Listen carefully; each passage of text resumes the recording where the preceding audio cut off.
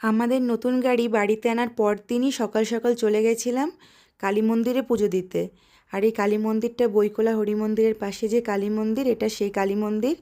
আর আমাদের মানে ওর বাবা যে গাড়ি কিনুক না কেন, যে মানে যত গাড়ি কিনেছে আজ পর্যন্ত, ও সর্বপ্রথম এখানেই পুজো করে, এই মন্দিরেই পুজো পুজো দিতে আসে গাড়িও। তো সেই মতো আমরা এই গাড়িটা নিয়েও চলে এসেছিলাম এই মন্দিরে পুজো দিতে।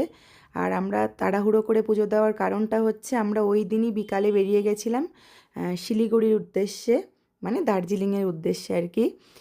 আদির ওখানে গেছিলাম, আদির দুদিন ওখানে ছুটি ছিল, তো ওকে নিয়ে ওখানে আমরা হোটেলে থাকবো। এবং ওর জন্য পিয়ানো কেনা হয়েছে, পিয়ানোটা অনেক বড়, যেটা আমাদের ছোট গাড়িতে খুব একটা ভালোভাবে যেত না, তার জন্যই বড় গাড়ি নিয়ে যাব বলে সকাল সকাল চলে গেছিলাম গাড়ি পুজো দিতে আমরা।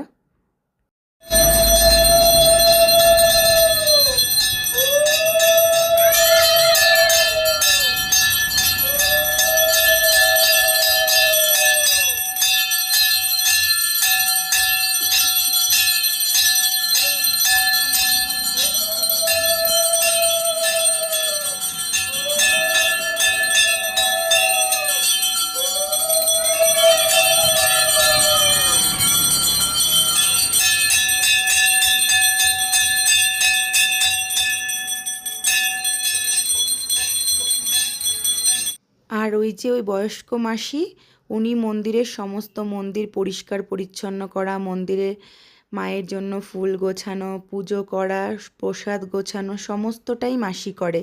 এত বয়স হয়ে গেছে মাসি, তাও যে মাসি মানে মাকে এত ভক্তি করে যে মাসি এখনও নিষ্ঠাভাবে মায়ের পুজো করে।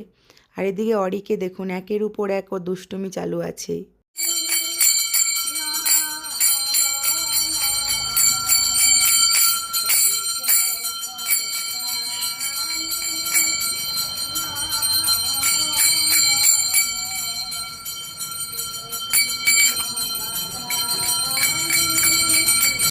অরির কখনো করতাল চাই, কখনো মায়ের সামনের ওই বড় ঘন্টাটা চাই, কখনো আমার হাতের ঘন্টা চাই, মানে একের উপর এক ওর জিনিস মানে লেগেই যাচ্ছে।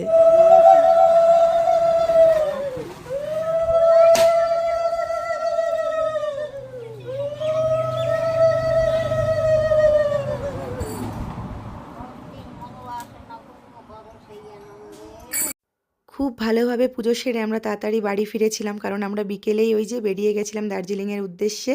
সবাই ভালো থেকো, দেখা হবে তোমাদের সাথে পরবর্তী কোনো ভিডিওতে।